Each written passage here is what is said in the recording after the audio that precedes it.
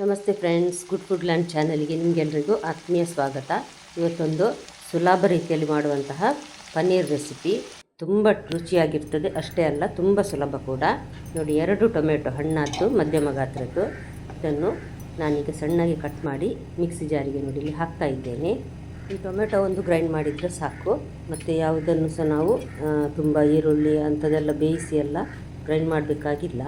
ತುಂಬ ಸುಲಭ ಅಷ್ಟೇ ಅಲ್ಲ, ತುಂಬ ರುಚಿ ಕೂಡ. ಇದು ಚಪಾತಿ, ದೋಸೆ, ಅನ್ನಕ್ಕೆಲ್ಲ ತುಂಬ ಒಳ್ಳೆಯದಾಗ್ತದೆ. ನೋಡಿ, ಈಗ ಇದನ್ನು ನಾನು ಗ್ರೈಂಡ್ ಮಾಡಿ ಟೊಮೆಟೊ ಪ್ಯೂರಿ ರೆಡಿ ಮಾಡಿಟ್ಟೆ. ನೀರು ಹಾಕಲಿಲ್ಲ, ಖಾಲಿ ಟೊಮೆಟೊದ ನೀರೇ ಇದರಲ್ಲಿದೆ.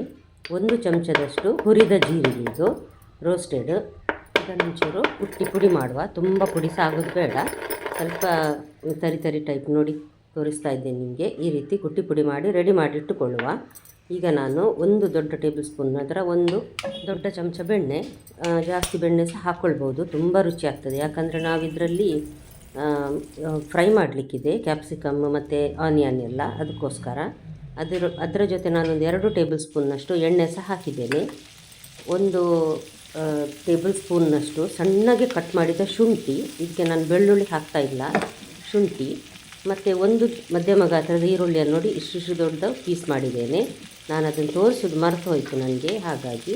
ಮತ್ತು ಕ್ಯಾಪ್ಸಿಕಮ್ ಸಣ್ಣ ಈರುಳ್ಳಿ ಅಷ್ಟೇ ದೊಡ್ಡದಾಗಿ ಕಟ್ ಮಾಡಿ ನಾನೀಗ ಇದನ್ನು ಮೆಲ್ಲ ಉರಿಯಲ್ಲಿ ಫ್ರೈ ಮಾಡ್ತೇನೆ. ಈರುಳ್ಳಿ ತುಂಬ ಬಾಡಬಾರ್ದು, ಅಷ್ಟೇ. ಕ್ಯಾಪ್ಸಿಕಮ್ ಸ್ವಲ್ಪ ಫ್ರೈ ಆದರೆ ಆಯ್ತು ಅಷ್ಟೇ. ಶುಂಠಿ ಸಹ ಎಲ್ಲ ಒಳ್ಳೆ ಪರಿಮಳ ಕೊಡ್ತದೆ. ಇದು ನೋಡಿ, 1 ಪ್ಯಾಕೆಟ್ 200 ಗ್ರಾಮ್ಸ್ ಇದ್ದು, ಇದನ್ನು ಸಣ್ಣಗೆ ಕಟ್ ಮಾಡಿ ಇದರ ಜೊತೆಯೇ ನಾನು ಫ್ರೈ ಮಾಡ್ತೇನೆ. ಮತ್ತು 10 ನಿಮಿಷದಲ್ಲಿದು ರೆಡಿ ಆಗ್ತದೆ.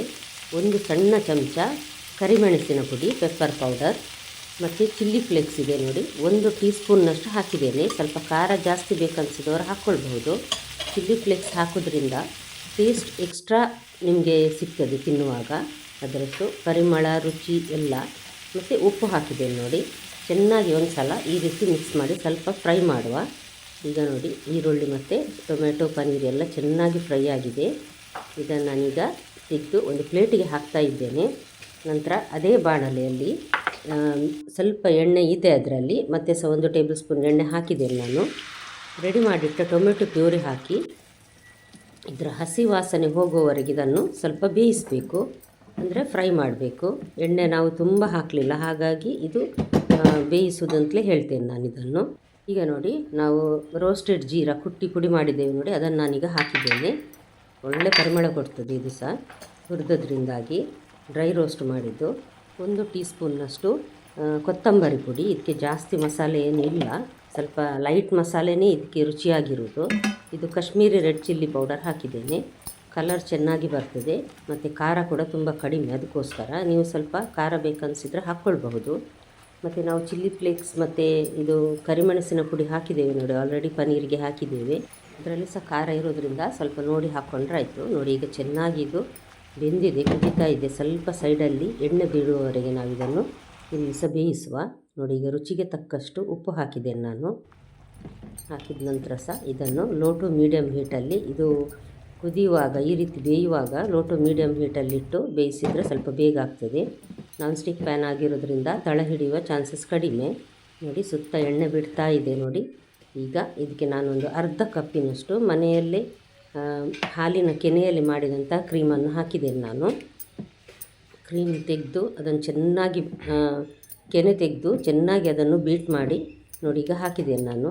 ಕಲರ್ಸ್ ಚೆನ್ನಾಗಿ ಬಂತು ನೋಡಿ. ಕೆಂಪು ಮೆಣಸಿನ ಪುಡಿ, ಅದು ಕಾಶ್ಮೀರಿ ರೆಡ್ ಚಿಲ್ಲಿ ಪೌಡರ್ ಹಾಕಿದ್ರಿಂದ ಕಲರ್ ಸಹ ಚೆನ್ನಾಗಿ ಬಂದಿದೆ. ಇದನ್ನೊಂದು ಸಲ ಮೆಲ್ಲ ಉರಿಯಲ್ಲಿ ಈ ರೀತಿ ಸ್ವಲ್ಪ ಕುದಿಸುವ, ಜಾಸ್ತಿ ಬೇಡ. ಇನ್ನು ನೋಡಿ, ಎಣ್ಣೆ ಮೇಲಿಂದ ಬರ್ತಾ ಇದೆ. ಈಗ ನಾವು ಫ್ರೈ ಮಾಡಿಟ್ಟ ಎಲ್ಲ ಪನ್ನೀರ್ ಮತ್ತು ಕ್ಯಾಪ್ಸಿಕಮ್ ಇದನ್ನು ಹಾಕುವ. ನೀವಿನ್ನೂ ನನ್ನ ಚಾನಲ್ ಗುಡ್ ಫುಡ್ ಲ್ಯಾಂಡನ್ನು ಸಬ್ಸ್ಕ್ರೈಬ್ ಮಾಡಿಲ್ಲ ಅಂದರೆ ದಯವಿಟ್ಟು ಸಬ್ಸ್ಕ್ರೈಬ್ ಮಾಡಿ. ನಿಮಗೆ ಈ ರೆಸಿಪಿ ಇಷ್ಟ ಆದರೆ ದಯವಿಟ್ಟು ಲೈಕ್ ಬಟನನ್ನು ಪ್ರೆಸ್ ಮಾಡಿ, ಮತ್ತು ಫ್ಯಾಮಿಲಿ ಫ್ರೆಂಡ್ಸಿಗೆ ಖಂಡಿತ ಶೇರ್ ಮಾಡೋದನ್ನು ಮರಿಬೇಡಿ. ಖಂಡಿತ ಒಮ್ಮೆ ಟ್ರೈ ಮಾಡಿ ಸಹ ನೋಡಿ ಫ್ರೆಂಡ್ಸ್, ಚೆನ್ನಾಗಿ ಬರ್ತದೆ. ಇದು ತುಂಬ ಸುಲಭ ಕೂಡ. ನೋಡಿ, ಪನ್ನೀರ್ ರೆಸಿಪಿ ರೆಡಿ ಆಯಿತು. ಇದೀಗ 1 ಟೇಬಲ್ ಸ್ಪೂನ್ನಷ್ಟು ಕಸೂರಿ ಮೇಥಿಯನ್ನು ನಾನಿಲ್ಲಿ ರೋಸ್ಟ್ ಮಾಡಿ ಹಾಕಿದ್ದೇನೆ, ಡ್ರೈ ರೋಸ್ಟ್ ಮಾಡಿ. ನಂತರ ಅದನ್ನು ಪುಡಿ ಮಾಡಿ ಹಾಕಿದ್ದೇನೆ. ಕಸೂರಿ ಮೇಥಿ ಹಾಕಿದ್ರಂತ ಹೇಳೋದು ಬೇಡ, ಒಳ್ಳೆ ಪರಿಮಳ, ರುಚಿ ಎಲ್ಲ ಕೊಡ್ತದೆ ಇದು. ಹಾಗಾಗಿ ನಾನು ಹೆಚ್ಚಾಗಿ ಇಂಥ ಕರಿಗೆ ಹಾಕ್ತೇನೆ. ನಾಳೆ ಇನ್ನೊಂದು ಹೊಸ ರೆಸಿಪಿಯೊಂದಿಗೆ ಮತ್ತೆ ಭೇಟಿ ಆಗ್ತೇನೆ. ನೋಡಿದ ಎಲ್ಲ ವೀಕ್ಷಕರಿಗೆ ಧನ್ಯವಾದ.